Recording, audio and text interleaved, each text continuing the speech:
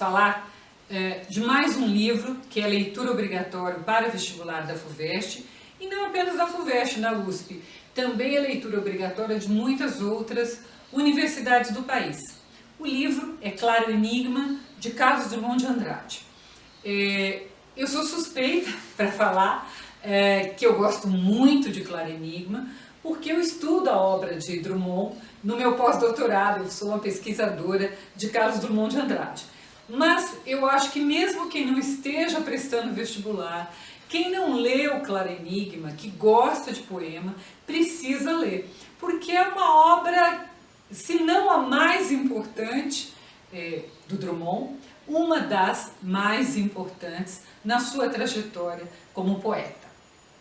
E eu começo dizendo que eu uso esta obra, esse volume da Editora Aguilar, que é um volume antigo, com obra inteira do Carlos Drummond de Andrade, que você dificilmente vai encontrar numa livraria, mas você vai achar com certeza em algum sebo. Se você encontrar, compre. Por quê?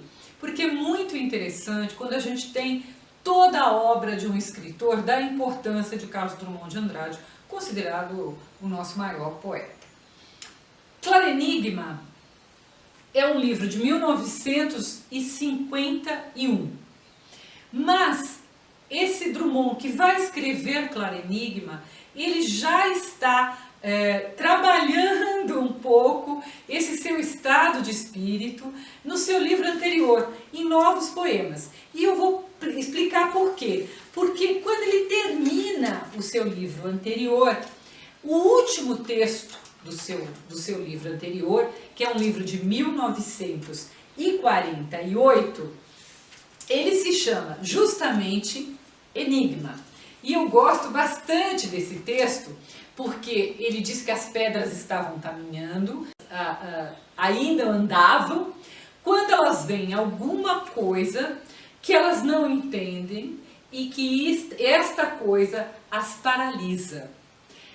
Então, esta coisa é um enigma que elas tentam desvendar, mas ele diz, o poeta diz, é mal de enigmas não se decifrarem a si próprios. E depois ele diz, o enigma tende a paralisar o mundo. Então, o Drummond já vinha nesse estado de não entender algumas coisas e está meio paralisado. Isso também é fruto da idade, porque nós não podemos esquecer que ele nasceu lá em 1902, então em 1951, 48 dos novos poemas, 51 de Claro Enigma, ele já tem 49 anos. Então ele já é um homem mais maduro, um homem que já não tem tantas esperanças, um homem mais cético em relação ao mundo em que ele vive. E quando ele vai escrever Claro Enigma, ele vai escrever muito desencantado, em virtude de uma experiência que ele teve com a política, que foi uma experiência muito ruim. Ele vinha tendo algumas experiências com a política e ele vinha recorrente se decepcionando com a política. Eu gosto muito de um livro, para você entender a obra do Drummond, que é esse aqui, O Observador no Escritório. Este livro são trechos do diário do Drummond. Então, entender a obra de Drummond através do próprio é, na minha opinião, a coisa mais importante. E ele vinha dizendo nesse livro que ele não sabia se ele era um ser político, ou ele estava apenas se forçando a fazer parte da política. Então, como eu estava dizendo, ele vinha de uma decepção porque ele e o Ciro dos Anjos, eles escreviam discursos para um candidato mineiro à presidência, que era o Cristiano, do Partido Social Democrata, e esse candidato deles perdeu de forma esmagadora para Getúlio. Então ele vinha dessa decepção. Ele diz isso, eu marquei aqui, para a gente ler. Como é que a gente sabe disso? o livro Claro Enigma é dedicado a um amigo e poeta também chamado Américo Facó. E ele diz aqui no diário dele, quando o Américo Facó morre, ele lembra-se de quando ele ia lançar o Claro Enigma e que ele se aproximou do Américo Facó. Eu vou ler para não cometer nenhum erro. Ele diz assim: na casa da rua Rumânia, durante 3 noites, confiei-lhe os originais do meu livro Claro Enigma e ouvi suas opiniões de exímio versificador. Eu convalescia de amarga experiência política e desejava que meus versos se mantivessem o mais possível distantes de qualquer ressentimento ou temor de desagradar os passionais da poesia social. Então, esse trecho do diário do Drummond, ele é riquíssimo para a gente entender. Então, ele próprio diz que ele estava se convalescendo de uma desilusão política, de um desencanto político, e ele não queria nenhuma cobrança daqueles que eram os passionais da poética social. Vamos lembrar que o Drummond, ele é a 2ª geração dos modernistas, ele admira profundamente a geração de 22, que fez a Semana de Arte de 22, ele vai ser a 2ª geração, ele vai trabalhar o verso livre, a linguagem mais coloquial, mas uma poética voltada para o social. Chega nesse momento do Claro Enigma, ele não quer mais fazer poesia social. Ele não quer, e ele também não quer esta cobrança. E ele vai procurar o Américo Facó, que ele sabia que não ia fazer esta cobrança.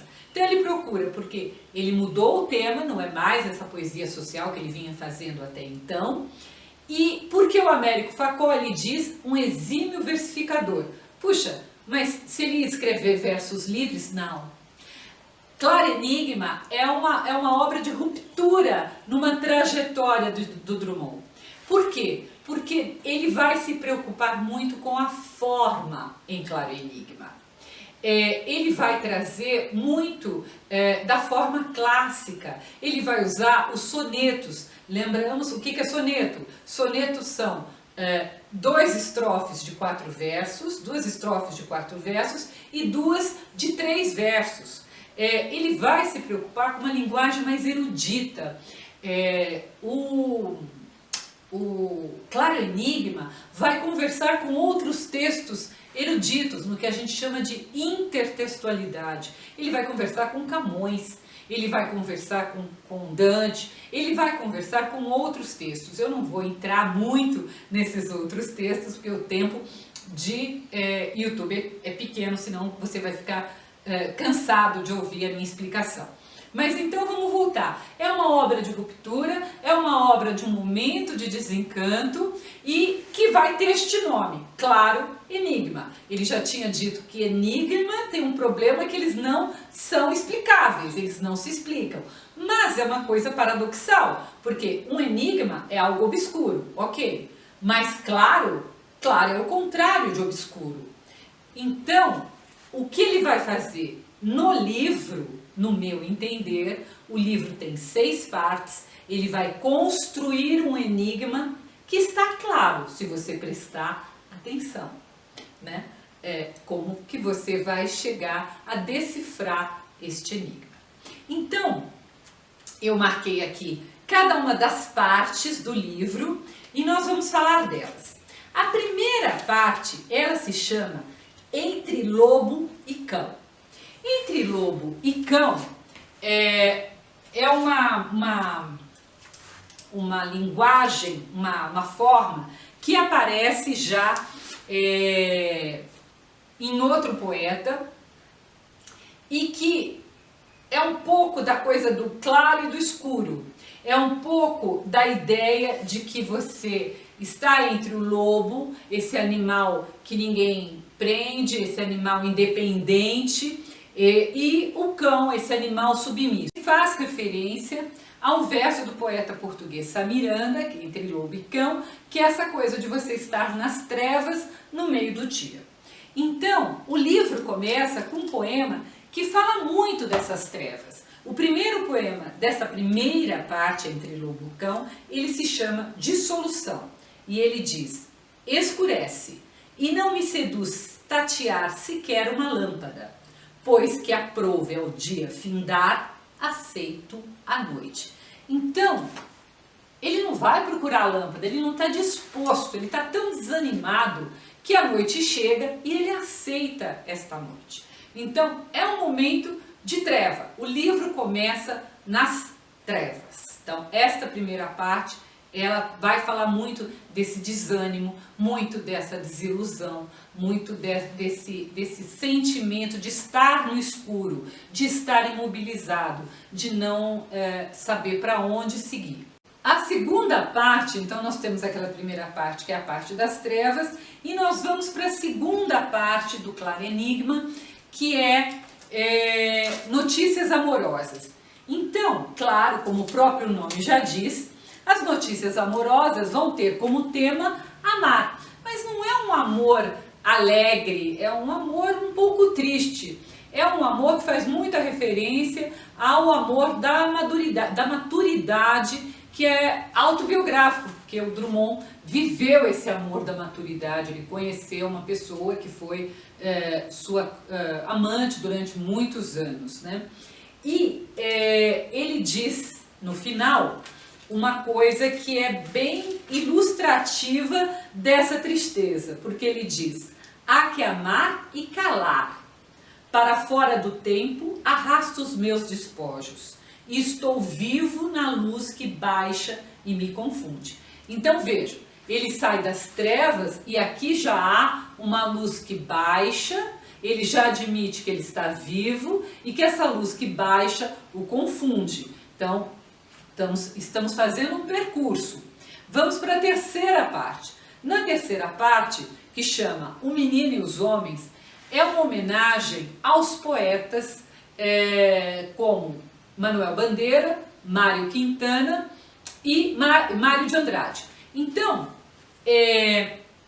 o único poema que não é muito claro a quem é dedicado chama-se A um Varão que Acaba de Nascer. Algumas críticas dizem que é uma homenagem ao neto dele, Pedro, porque ele fala de Pedro neste poema. Não, não é uma homenagem ao neto. O Pedro é o terceiro neto do poeta, não estava vivo na época do Claro Enigma, ele só vai nascer anos depois. Eu gosto de fazer uma analogia deste Pedro como Pedro pescador de homens.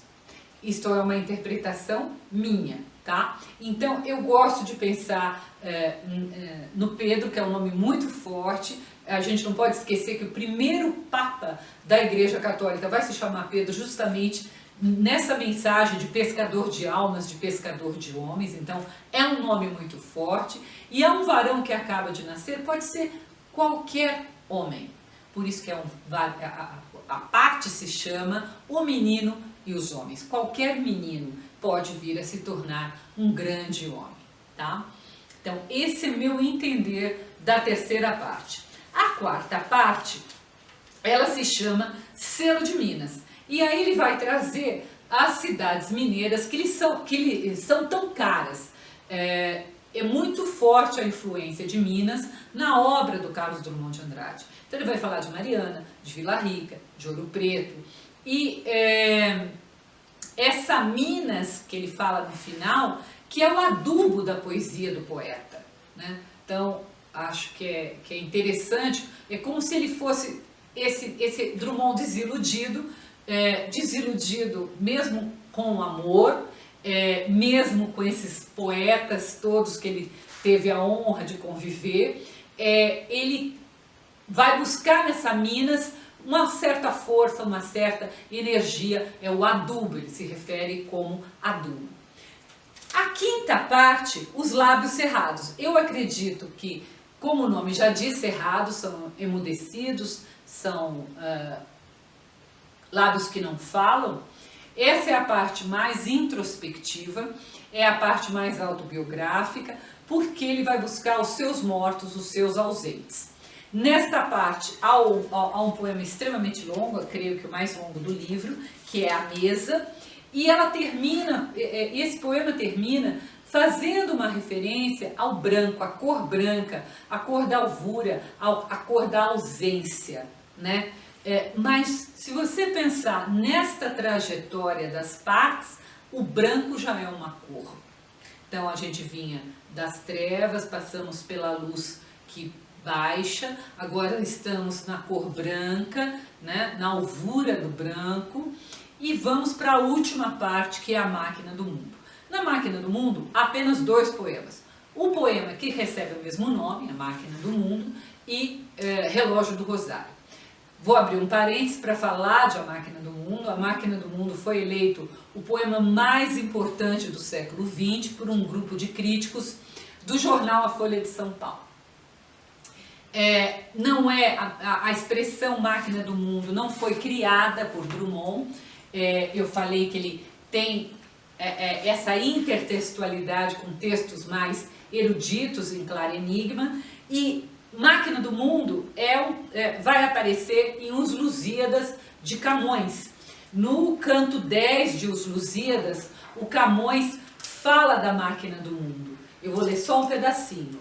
Vês aqui a grande máquina do mundo, etérea e elemental. Então, essa máquina do mundo, ela tem a ideia que ela é capaz de revelar todos os segredos, todos os enigmas. Mas o poeta, no poema, ele desdenha dessa máquina, ele não quer saber. Só que no final, parece, ao meu ver, que há um arrependimento, porque ele diz: a treva mais estrita já pousara sobre a estrada de Minas pedregosa, e a máquina do mundo, repelida, se foi miudamente recompondo, enquanto eu, avaliando o que perdera, seguia vagaroso de mãos pensas. Então, ele não estava feliz por ter desdenhado a máquina, ele estava seguindo vagaroso, ele estava pensando naquilo que ele tinha perdido, e ele diz que a máquina do mundo foi recompondo. Então, existe um movimento dele, do poeta, aparentemente de arrependimento por não ter escutado essa máquina do mundo. E daí nós vamos para o último poema, que é o Relógio do Rosário, e que fecha o livro e que, no meu entender, fecha também o enigma. Termina assim: mas na dourada praça do Rosário, então não é uma praça de trevas, é uma praça dourada. Dourado lembra sol, lembra luz, lembra luz que irradia, né? Mas na dourada praça do Rosário foi-se no som a sombra foi embora. E aí ele vai usar um termo chamado columbário, que quer dizer tanto pombal, onde as pombas ficam, como quer dizer também o local onde ficam os restos dos mortos. E ele vai usar nos 2 sentidos a palavra. Ele termina dizendo: o columbário já cinza se concentra, pó de tumbas. Ok, está falando do columbário do cemitério. E ele é cinza. Aí ele fala: já se permite azul, risco de pombas. Então aquele columbário que começou sendo o resto dos mortos, ele vai se transformar no columbário pombal. Ele fica azul. E o risco de pombas, o que é a pomba no simbolismo? Ela é paz, ela é branco. Então você tem aí essa mudança que começa lá no escuro e vem caminhando, caminhando, caminhando, até se tornar branca, da cor da pomba. É este, no meu entender, o enigma, que se torna claro se você acompanhar este movimento.